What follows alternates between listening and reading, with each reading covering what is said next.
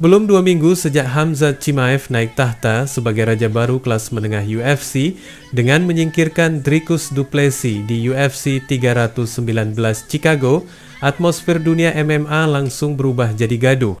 Pertarungan yang tadinya digadang-gadang bakal jadi perang habis-habisan justru berakhir anti klimaks, tapi meski begitu hasilnya tetap bikin geger.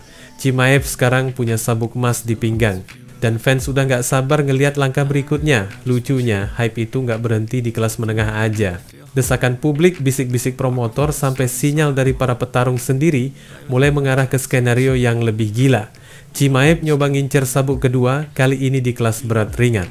Namun DDP mencoba menarik langkah Chimaev dengan memastikan bahwa dia akan kembali dengan performa yang lebih ganas lah.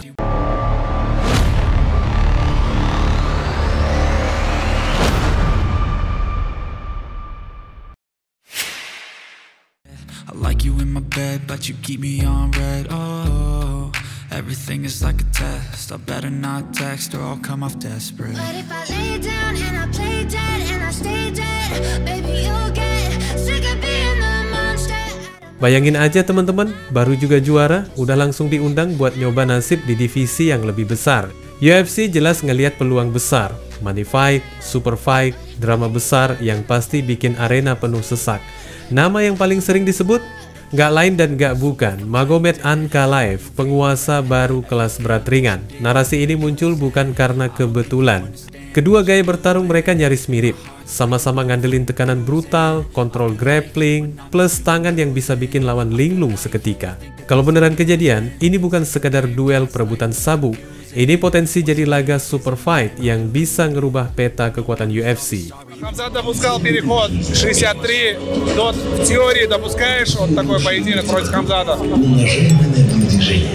Не знаю, я пока на этом дивизионе, если кто-то захочет перейти, осмотрит мой пояс, я всегда говорю добро пожаловать, нету проблем. Если перейдет, нету проблем. Sikap percaya diri Ankalaev itu bikin fans makin panas.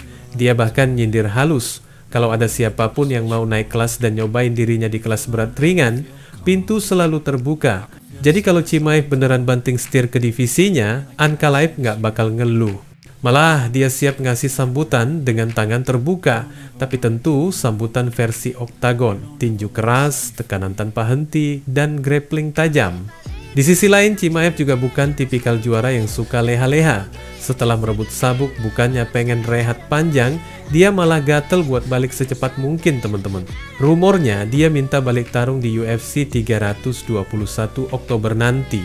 Buat orang lain mungkin terkesan nekat, tapi buat Chimaev ini udah jadi identitas. Nggak sabar, nggak kenal takut, selalu lapar buat tarung. Makanya ide buat langsung loncat ke kelas berat ringan bukan hal mustahil. Fans udah mulai ngimpin duel lawan Ankalaev, promotor juga jelas nyium bau uang gede, tinggal nunggu waktunya pas aja.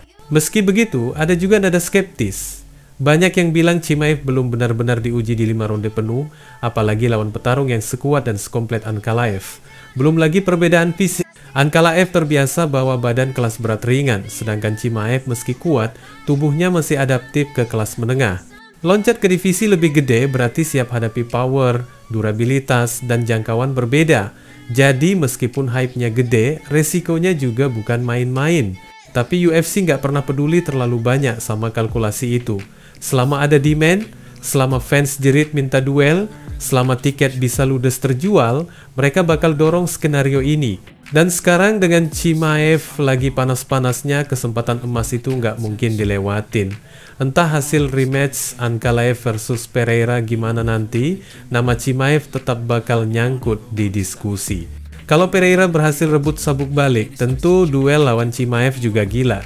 Tapi kalau Ankalaev berhasil mempertahankan sabuk dengan dominan, pertarungan super lawan Chimaev bisa jadi mega fight yang benar-benar ngebakar mata dunia. Di sisi lain teman-teman, Ankalaev sendiri udah lama jadi ancaman di kelas berat ringan. Memang debutnya sempat diwarnai drama pahit, dihabisi submission oleh Paul Craig di detik-detik akhir, tapi sejak itu grafik karirnya terus menanjak. Dia ngalahin nama-nama besar, dan yang paling mencuri perhatian jelas kemenangan sah atas Alex Pereira awal tahun ini. 5 ronde yang melelahkan, penuh strategi, tapi berhasil jadi pembuktian kalau Ankalaev udah matang sebagai juara. Bahkan, UFC langsung ngebooking rematch panas buat UFC 320 Oktober nanti. Buat dia, duel kedua melawan Pereira dipandang jauh lebih mudah ketimbang pertemuan pertama. Dalam pikirannya, kali ini dia nggak mau ada alasan apapun dari pihak lawan. Pereira harus datang dalam kondisi 100%, biar setelah duel selesai nggak ada celah buat drama atau pembelaan basi. Ну, я думаю, реванш пойдет намного легче, чем первый бой, так как статистика говорит всегда, реванши со мной выходить это очень опасно. Я думаю, мы подтвердим то же самое, что со мной не стоит выходить на реванш. Все может быть. Я буду делать все, чтобы доминировать. Если бороться, надо будет бороться, биться, стойки. Я думаю, у нас не будет проблем нигде. Да, вполне возможно, что я не буду его переводить. Может, он это делает зря. Ну, пускай делает, готовится. Я, наоборот, хочу, чтобы он подходил к этому бою на 100% готов, чтобы у него не оставались вопросы по поводу поединка, чтобы не было таких разговоров, как в прошлом бою, что не был готов или что-то было не сделано. Я хочу, чтобы он подошел в хорошей форме и после нашего поединка, чтобы у него не было оправданий.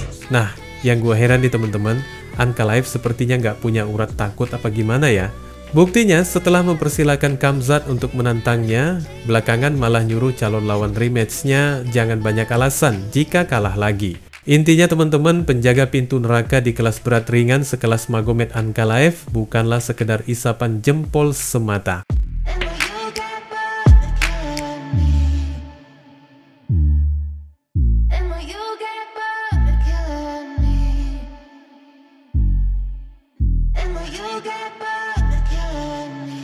Biasanya, Du Plessis dikenal sebagai sosok yang gak pernah sungkan lempar pernyataan panas. Entah itu sebelum pertarungan, saat jumpa pers, atau setelah duel, dia selalu punya narasi besar untuk ditawarkan ke publik. Tapi kali ini, setelah dipaksa tunduk oleh gaya dominasi khas Chimaev, Dricus memilih jalan berbeda. Gak ada ocehan panjang di mic, gak ada drama tambahan, cuma komentar singkat pasca pertarungan di hadapan Joe Rogan. Setelah itu, hening. Dia menghilang dari radar, kayak singa yang balik ke sarangnya buat ngejilat luka. Baru seminggu lebih berlalu, dunia MMA akhirnya dikejutkan lagi dengan munculnya pernyataan panjang dari dirinya. Tapi sebelum itu, satu nama yang lebih dulu buka suara adalah Morne Visser, pelatih yang selama ini jadi otak di balik gaya liar Du Plessis. Morne sempat warawiri ke media, memastikan kalau muridnya baik-baik aja dan sedang memulihkan mental pasca kekalahan. Namun, semua orang tetap menunggu satu hal, suara asli dari Du Plessis itu sendiri. Dan akhirnya, pernyataan itu keluar. Lewat akun Instagram pribadinya yang udah hampir tembus 1 juta pengikut, Dricus bikin tulisan panjang. Narasi yang dia lempar jelas-jelas nunjukin betapa kerasnya ia menerima kenyataan pahit. Ia mengakui, selama seminggu terakhir dia sengaja menjauh dari hiruk-pikuk media dan menghabiskan waktu bersama keluarga serta orang-orang terdekat. Buat dia, itu penting. Menang atau kalah, cuma lingkaran orang-orang itu yang benar-benar bakal tetap ada di sisinya. Yang bikin menarik, Du Plessis dengan jujur menaruh hatinya di tulisan itu. Dia bilang, meskipun dia benci kalah, dia belajar untuk nerima kekalahan sebagai bagian dari hidup dan bagian dari permainan brutal bernama MMA. Dalam pandangannya, justru rasa pahit itulah yang bikin kemenangan di masa depan terasa lebih manis. Filosofi sederhana tapi dalam, tanpa gagal kemenangan gak akan pernah punya makna yang sesungguhnya. Tapi di balik nada bijak itu, ada sisi lain yang lebih panas. Dricus menegaskan, dia bukan tipe orang yang bisa puas dengan status pecundang yang baik. Baginya, orang yang terlalu nyaman menerima kekalahan akan terjebak jadi pecundang selamanya. Sementara dirinya lebih memilih jadi pembelajar keras kepala, seseorang yang bakal memeras setiap detail pengalaman pahit untuk dijadikan bahan bakar. Kekalahan dari Chimaev katanya justru nyalain api baru dalam dirinya. Api itu dalam kata-katanya bukan sekadar motivasi. Ia mengibaratkan kekalahan ini sebagai ledakan dalam jiwa yang bakal melahirkan versi dirinya yang lebih buas daripada sebelumnya. Dia berjanji, comeback-nya nanti bakal jauh lebih berbahaya, lebih dominan, dan lebih mengejutkan dibanding apapun yang udah pernah dia tunjukkan sebelumnya.